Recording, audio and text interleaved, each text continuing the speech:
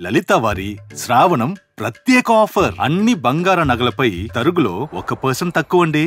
Diamond జ్యువెలరీకి carrot కు 5,000 తక్కువండి. ఇతర షోరూంల ఆఫర్లతో పోల్చి చూడండి. నగలు అలాగే కొనాలండి. హీరో రాజ్ తరుణ్ అలాగే లావణ్య డేట్ ఆఫ్ బర్త్ ని బట్టి అంటే వాళ్ళ లగ్నాన్ని బట్టి వాళ్ళకి ఒక వ్యక్తిత్వం ఉంటుంది.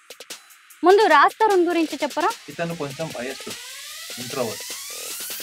అవును, నేను 2014 నుంచి 17 వరకు మాత్రమే తనతో రిలేషన్ లో ఉన్నాను. వీళ్ళు నలుగురిలో ఒకళ్ళ ఉండడానికి ఇష్టపడనటువంటి ఒక మనస్తత్వం. నాకు అక్కర్లేదన్నట్టుగానే మాట్లాడాడు. 11 ఏళ్ళ నుంచి సహజీవనంలో ఉన్నటువంటి అమ్మాయితో ఇప్పటికే అంటున్నారు కదా తన డబ్బు కోసం అని చెప్పి, విల్లా కోసం అలా చేస్తుందని. అమ్మాయి కాబట్టి ఆమె అసాసినేషన్ చేయడం నాకు ఇష్టం లేదు. కానీ ఎందుకంటే అతను వేరు వేరు అమ్మాయిలతో ఉంటున్నాడు కాబట్టి. మళ్ళీ ఎంత ట్రోల్ చేస్తే మీరు అన్ని అవకాశాలు వస్తాయి. ఇప్పుడు బిగ్ బాస్ లో పోయేటోళ్ళు ఎంతమంది ఏం పెద్ద అచీవ్ చేసి వాళ్ళు ఏం పెద్ద ఇది చేస్తే చెప్పండి. ఒక స్టూడియోలోనే చెప్పుతో కొట్టి 3 సంవత్సరాలు ఉన్నవాళ్ళు తర్వాత ఎందుకు లేదు. అందరికీ నమస్కారం, నేను స్వరూప పొట్లపల్లి. మన మనస్తత్వం, మన వ్యక్తిత్వాన్ని బట్టే మన జీవితం అనేది ఆధారపడి ఉంటుంది. ప్రస్తుతం బాగా ట్రెండింగ్ లో ఉన్న పేర్లు హీరో రాజ్ తరుణ్, లావణ్య, శేఖర్ భాష. అయితే హీరో రాజ్ తరుణ్ అలాగే లావణ్య డేట్ ఆఫ్ బర్త్ ని బట్టి వాళ్ళ మనస్తత్వం ఎలా ఉంటుంది, వాళ్ళ వ్యక్తిత్వం ఏంటి, వాళ్ళ జీవితం ఎలా ఉండబోతుంది, ఇకపై వాళ్ళు కలిసి ఉంటారా లేదా, ఇంకా ఏమైనా కొత్త కేసుల్లో చిక్కుకోబోతున్నారా, ఇలా అనేక విషయాల మీద అనాలిసిస్ చేయడానికి, వాళ్ళ భవిష్యత్ ఏంటో చెప్పడానికి మన స్టూడియోకి ఆస్ట్రో సైకాలజిస్ట్ ఎస్వి నాగనాథ్ గారు వచ్చారు. ఆయనతో మాట్లాడి అనేక ఇంట్రెస్టింగ్ విషయాలు తెలుసుకుందాం. నమస్తే నాగనాథ్ గారు. ఏమండి, మీరు కూడా ఫాలో అవుతూ ఉండొచ్చు లావణ్య రాజ్ తరుణ్ ఎపిసోడ్. అసలు ముందు వాళ్ళ డేట్ ఆఫ్ బర్త్, మనం ఇయర్స్ చెప్పొద్దు, మీ దగ్గర అయితే కరెక్ట్ గా ఉంది కదా డేట్ ఆఫ్ బర్త్. ముందు రాజ్ తరుణ్ గురించి చెప్పరా? అంటే వాళ్ళ హారోస్కోప్ ప్రకారము మనం ఫండమెంటల్ గా ఆలోచించేది ఏంటంటే, ప్రతి మనిషికి వాళ్ళ date of birth, time of birth, place of birth తీసుకున్నప్పుడు వాళ్ళకి లగ్నం, నిర్దిష్టమైన ఒక లగ్నం ఉంటుంది. అంటే వాళ్ళ లగ్నాన్ని బట్టి వాళ్ళకి ఒక వ్యక్తిత్వం ఉంటుంది. సో ఆ వ్యక్తిత్వం కోణంలో మనం ఒకవేళ ఆలోచిస్తే అతనికి ఒకటే లైన్ లో చెప్పాలి ఏంటంటే, అతన్ని క్రియేటివ్ మైండెడ్ అంటారు.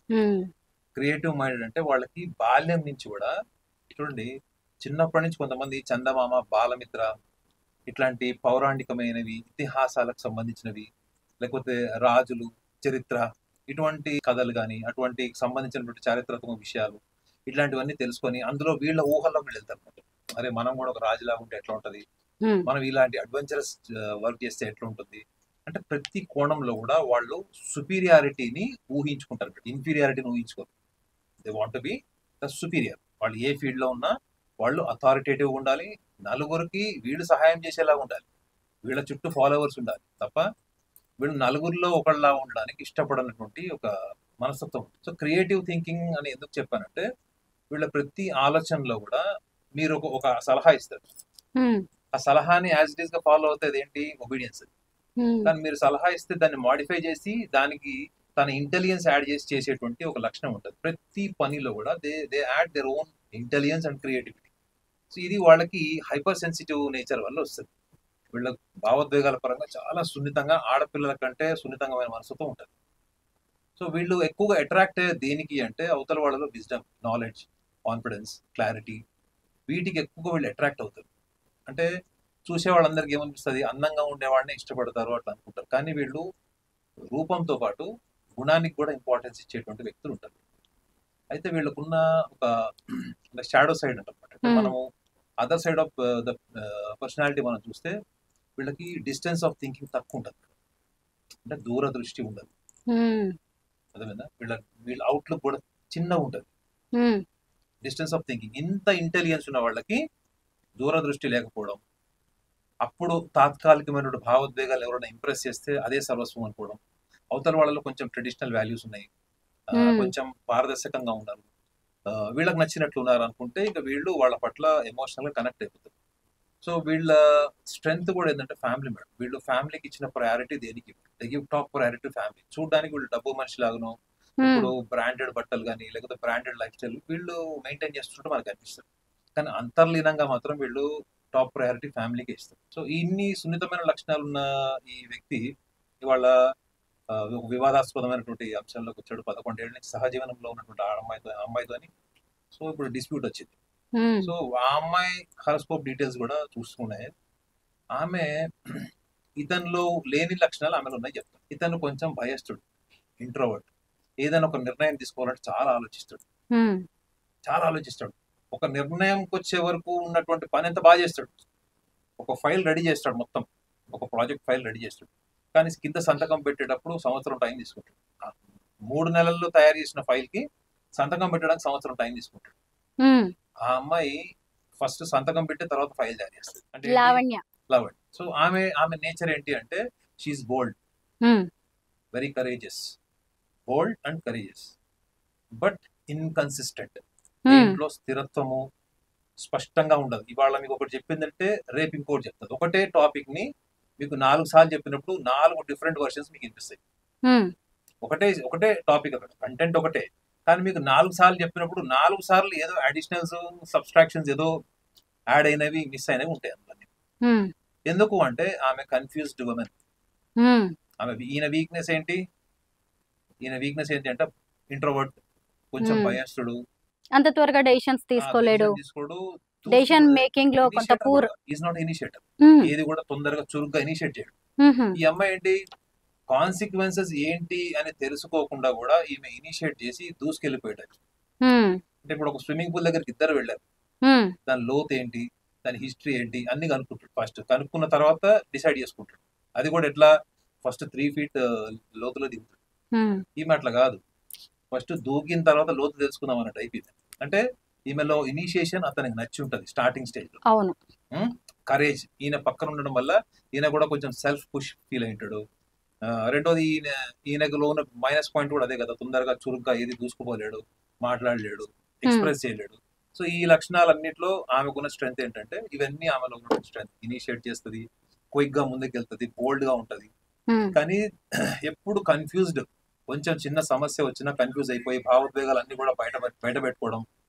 ఆ భావోద్వేగాలు బయట పెట్టుకుంటున్నప్పుడు తను ఏం మాట్లాడుతుంది అనేటువంటి కామన్ సెన్స్ లేకపోవడం, రేపు పొద్దున కాన్సిక్వెన్సెస్ ఏంటి అన్నదానికన్నా అప్పుడు తాత్కాలికంగా ఉన్నటువంటి కోపము, భావోద్వేగాలు, తనను నెగ్లెక్ట్ చేశాడు అన్న ఫీలింగ్ ఒకవేళ అమ్మాయికి వస్తే she can be very dangerous. ఏదన్నా పరిస్థితి మేడం, ఆమెని నెగ్లెక్ట్ చేసిన, ఆమె ఇంపార్టెన్స్ తగ్గిన, ఆమె ఎవరికైనా యూటర్న్ తీసుకుంటది, ఎవరికైనా రివర్స్ అవుతుంది. సో ఇప్పుడు వాళ్ళు ఎదుర్కొంటున్నటువంటి పరిస్థితికి ఈ నెగ్లిజెన్సీ, చెప్పా కదా, lack of ఇంపార్టెన్స్, ఆమె ఫీల్ అయిన ఇంపార్టెన్స్ ఆమె తగ్గిపోవడం, ఈ రెండు వల్ల ఆమె ఇన్సెక్యూరిటీస్, ఆమెలో ఉన్న జెలసీ అంతా ఒక్కసారి బౌన్స్ బ్యాక్ అయింది. అంటే ఇప్పుడు ఈ మధ్య కాలంలో చూసిన ఆమె ఇంటర్వ్యూస్ చూసి మీరు చెప్తున్నారా, లేదంటే ఆమె జాతకాన్ని బట్టి? ఇంటర్వ్యూ చూడలేదు, ఒకసారి ఒక చోట ఎక్కడో నేను దాని ఒక వెబ్సైట్ లో ఏదో చదివాను, నేరేషన్ అంతా చదివాను. అంటే వీళ్ళిద్దరు ఎందుకు విడాకులు, అంటే విడిపోదామనో లేకపోతే బ్రేకప్ తీసుకుందామనో, థర్డ్ పర్సన్ ఎవరో ఒక అమ్మాయి హీరోయిన్ తో అతనికి అఫైర్ ఉందని, మాల్వి మల్హోత్రా, ఇట్లాంటివన్నీ వివాదాస్పదంగా చూసాను, స్క్రిప్ట్ చదివాను.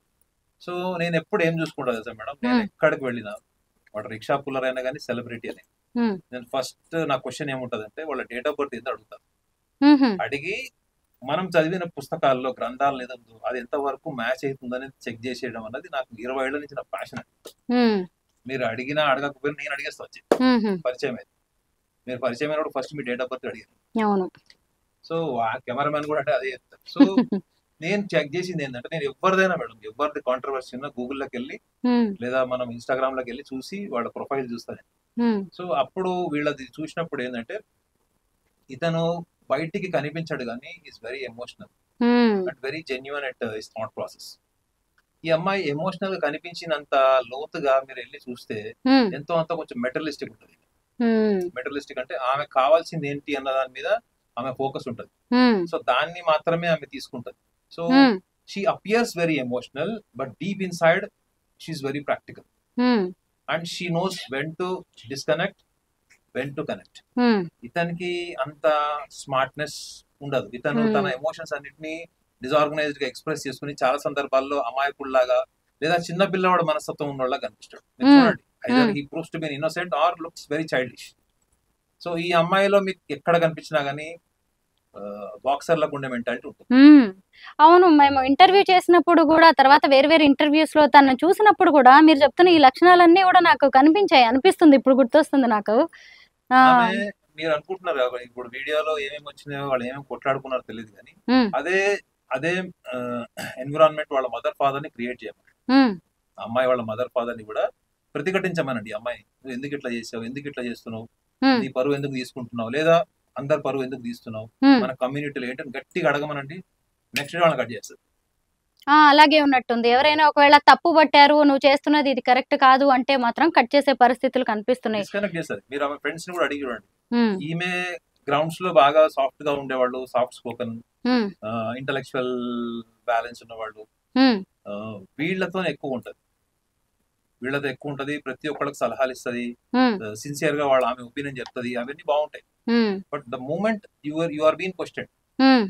When you are been question you will see a different personality in the same girl. Okay. So అది సర్ప్రైజింగ్ ఉంటది. ఒక్కొక్కటి ఒకవేళ కోపం వస్తే ఏం చేస్తుంది అంటే మొబైల్ స్విచ్ ఆఫ్ చేసేస్తుంది, వాళ్ళ కాల్ బ్లాక్ చేయడము, ఉమ్, లేకపోతే వాళ్ళతో వాళ్ళు ఫోన్ చేసినా ఎత్తకపోవడం అన్నది Hmm. సైకలాజికల్. ఉమ్, ఒక్కసారి నెగ్లెక్ట్ అయితే నెక్స్ట్ చేసేది ఏంటి, షీ విల్ బికమ్ సైకలాజికల్, అంటే దాన్ని మానసికంగా అనుభవించుకుంటది. సో ఉమ్, అట్లాంటి వాళ్ళకి గ్రడ్జ్ ఎక్కువ ఉండే ఛాన్స్ ఉంటది. ఎక్కువగా గతంలో ఉన్న విషయాలు ఎక్కువ మాట్లాడుతున్నారు. వీళ్ళకి మెమరీ ఎక్కువ ఉంటది, ఉహుం, ఎక్స్ట్రాడినరీ మెమరీ ఉంటది. మీకు మూడేళ్ళు 4 ఏళ్ల వయసులో ఈమె ఏం చేసిందో కూడా మీకు గుర్తుంటది. ఉహుం, సో ఈమె ఎక్కువగా గతంలో ఉండడం వల్ల ఏమైపోతుంది అంటే, గతంలో జరిగినటువంటి బ్యాడ్ ఇన్సిడెంట్స్ ఎక్కువగా ఏమైనా డామినేట్ చేయడం వల్ల కూడా ఆ అగ్రెషన్ తగ్గదు.